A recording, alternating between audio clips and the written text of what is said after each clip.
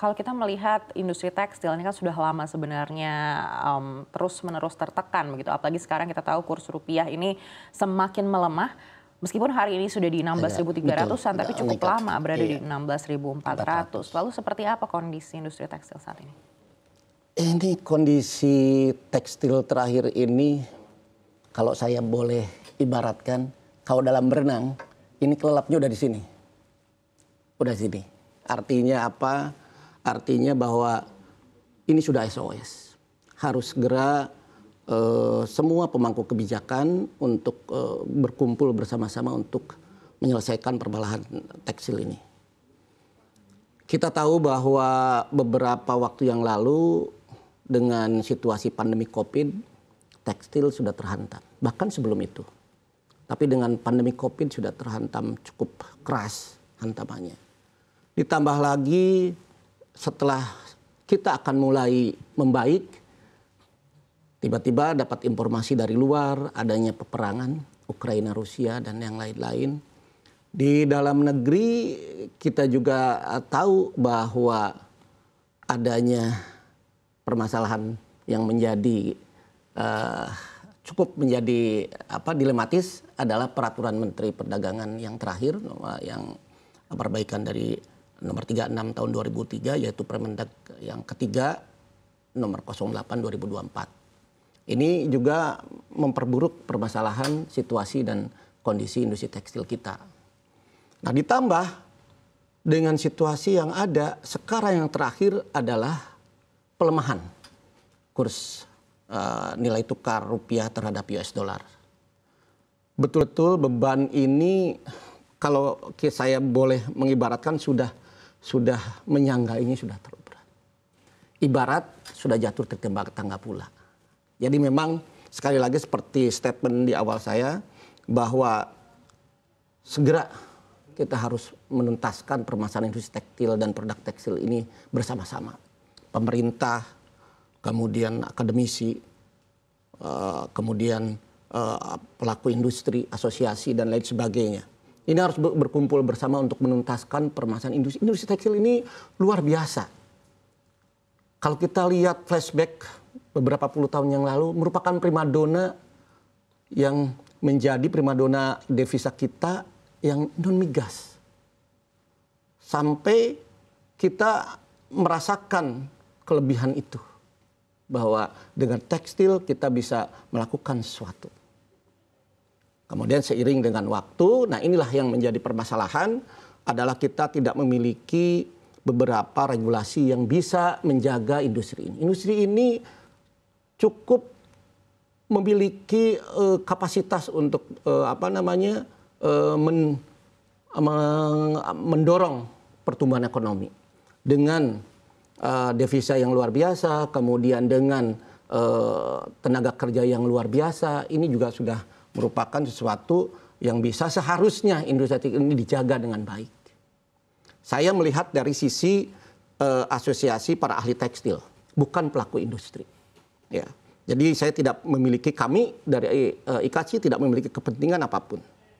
Artinya apa? Bahwa karena kami adalah asosiasi para ahli, ya, dari akademisi, dari konsultansi, dari pelaku industri, ya, kemudian juga dari para wira swastawan, kami berkumpul bersatu dengan latar belakang pendidikan industri tekstil yang kita miliki, karena kami dari akademisi sesungguhnya. Jadi melihat situasi seperti ini sangat sedih. Rekan-rekan dari para asosiasi sudah berkali-kali mengutarakan permasalahan ini. Dan sebetulnya kami pun sangat mendukung bahwa memang dengan kondisi seperti ini harus segera diselesaikan. Bagaimana nantinya apabila ini sampai jatuh, sekolah-sekolah yang ada yang merupakan bagian dari kami, karena suplai anggota kami adalah dari perguruan tinggi tekstil yang ada. Mereka mau kemana? Pendidikan itu akan bagaimana? Belum lagi kalau kita bicara tenaga kerja. Ya. Saya melihat rekan-rekan dari Konfederasi Serikat Pekerja Nasional sudah mengatakan bahwa itu sebetulnya tidak sekian, bahkan lebih dari itu. Ya. Nah ini Ini yang harus segera diambil langkah-langkah. Artinya efek dominonya nih Betul, akan efek lebih dominonya, snowball efeknya juga luar biasa. Ini sebenarnya permasalahannya cukup kompleks ya, artinya dibutuhkan campur tangan dari seluruh pihak.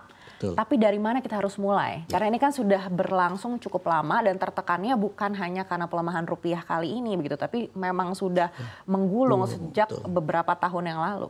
Iya, baik, memang ini ibarat, kalau saya ibaratkan lagi, sudah benangnya sudah kusut. Kadang-kadang kalau benang kusut kan susah cari dari mana ini kita ininya, mencari benang untuk bisa menguraikannya. Tetapi saya rasa dengan adanya campur tangan pemerintah yang memang memiliki power untuk itu, kami mengusulkan bahwa dari IKATSI adalah bagaimana duduk bersama-sama. Yang pertama kali, karena kami pernah memberikan statement. Di antara sekian statement adalah untuk segera duduk bersama pemerintah, para stakeholder atau pemangku kebijakan dari industri tekstil ini. Industri tekstil dan produk tekstil. Siapa saja? Ya, dari pemerintah, dari pelaku industri, dari akademisi, dari asosiasi, dan juga tentunya seperti Pentahelix lah, ya, dari mass media juga ikut bersama-sama untuk menentukan. Nah, langkah yang diambil adalah langkah-langkah yang konkret. Jadi nanti hasilnya, langkah konkret itu apa? Langkah konkret itu adalah rekan-rekan yang dari pemerintahan melihat jangan dari helikopter view saja, lihat ke bawah apa yang terjadi. Bareng-bareng nanti dengan semua yang tadi saya sampaikan. Kita cari, kita urai apa permasalahan yang paling utama, apa yang harus dilakukan. Karena saya yakin dengan kita duduk bersama itu akan mendapatkan suatu hasil. Nah, langkah yang strategisnya adalah kita lakukan yang kekinian, yang paling bermasalah saat ini. Apa yang paling bermasalah saat ini? Apakah dari regulasi atau dari peraturan? Apakah mungkin tadi dari pelemahan itu yang harus dilakukan pemerintah? Karena pemerintah memiliki kekuasaan untuk itu. Yang mudah-mudahan BI bisa melakukan itu untuk bisa menekan ini ya. Kalau harapan kami sehingga rupiah berangsur-angsur turun. Karena saya lihat juga di IHSG juga sekarang hari ini agak meningkat juga dengan adanya beberapa statement yang positif. Nah, ini kan merupakan satu langkah yang dilakukan oleh pemerintah yang tidak mungkin dilakukan oleh kami dari para akademisi, kami dari para asosiasi maupun pelaku industri. Nah, sehingga kalau melihat sesuatu yang real, yang betul-betul nyata, yang betul-betul kekinian, ya ini kondisinya darurat. Jadi harus dilakukan sesuatu. Nah, apa outputnya? Outputnya tentu peraturan. Peraturan yang dikeluarkan oleh pemerintah yang betul-betul teknis. Yang betul-betul teknis. Karena ini hanya untuk dalam kondisi situasi yang sangat sulit seperti ini. Nah, India telah melakukan itu contohnya. Bahkan sudah berbentuknya bukan peraturan pemerintah atau peraturan menteri atau peraturan presiden, bahkan undang-undang untuk membuat satu langkah yang bersifat safeguard. Yaitu apabila ada import datang, ini khusus untuk import, dia melakukan sertifikasi. Dan itu teknis banget sebetulnya undang-undangnya. Nah, kita pun berharap seperti itu. Ada sesuatu dari pemerintah melakukan tahapan yang bersifat teknis. Artinya sertifikasi impor itu yang paling kita butuhkan saat ini? Bukan, ini contoh. Itu dari bagian. Jadi sebagian, apakah dari impor, umpamanya, kemudian dari hal-hal lain. Karena kan tadi saya bilang, ini juga sudah cukup menggulung permasalahannya. Ya kalau kita identifikasi begitu banyak permasalahan yang ada. Tapi yang harus diambil satu-satu. Satu-satunya apa? Mungkin umpamanya sekarang illegal import atau legal import yang tidak sesuai dengan HS code-nya. Karena banyak juga kejadian seperti itu. Kita buat aturan yang sangat teknis untuk menjaga itu. Baik, kalau analisa Anda secara general saja, ini masalah utamanya yang paling pertama harus dibenahi itu apa? Itu saya bilang tadi, karena memang banyak sekali yang harus dibenahi, tapi ini harus simultan, harus dan holistik juga ya bersama-sama. Karena kalau tidak itu juga percuma nantinya. Kalau saya harusnya kami dari IKATSI melihat bahwa ini harus holistik dan simultan. Juga langkahnya bertahap. Karena tadi contohnya dengan adanya peraturan yang jelas, yang pasti, ya tidak tidak saling bertindihan dan tidak saling mematahkan. Satu itu, kemudian juga adanya hal lain, bagaimana rekan-rekan juga di pelaku industri juga melakukan inovasi dan mungkin juga harus, tapi saya yakin kalau di teman-teman di industri mereka melakukan inovasi, melakukan efisiensi dan lain sebagainya. Saya yakin itu sekali. Nah, jadi banyak sekali yang harus dilakukan secara bersamaan dalam menyiasati bagaimana industri tekstil, produk tekstil ini pulih kembali. Jadi tidak hanya dalam satu sisi, pemerintah saja, ataukah dari pelaku industri atau dari asosiasi lainnya. Tidak, harus bersama-sama untuk hanya saja apabila itu berkaitan dengan pemerintah, tentunya regulasi sebagai outputnya, kita harapkan adalah sesuatu regulasi yang betul-betul membumi, ya artinya langsung ke teknis, ya kekinian, terlihat tidak apa yang terjadi itu yang harus diambil langkah-langkah utamanya dan juga secara bertahap. Karena setelah ini selesai, baru kita lakukan hal-hal yang lebih komprehensif lagi. Kita harus perlu adanya aturan-aturan. Ya, saya akan bicara agak lebih melebar, ya, bahwa undang-undang pertekstilan itu harus perlu sekali, ya, karena itu yang akan menjadi payung kita, payung hukumnya.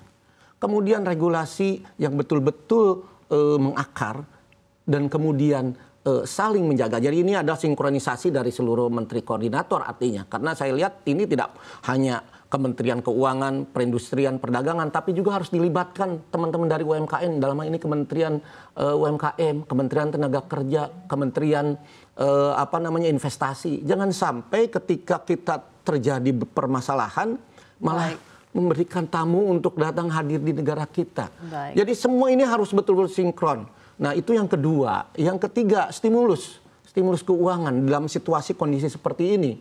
Artinya apa? Adanya subsidi pemerintah. Dari Kementerian Perindustrian saya ingat masih ada beberapa yang meskipun nilainya makin kecil. Mudah-mudahan tahun ini dan tahun depan agak meningkat lagi. Dan juga perbankan juga harus mendukung situasi kondisi. Meskipun itu B2B ya agak berat, tetapi harusnya ada semacam support dari pemerintah untuk meyakinkan bahwa tekstil ini adalah bukan industri sunset. Kalau dikelola dengan baik dan benar. Baik. Itu. Dan yang terakhir tentunya tadi kita harus duduk bersama.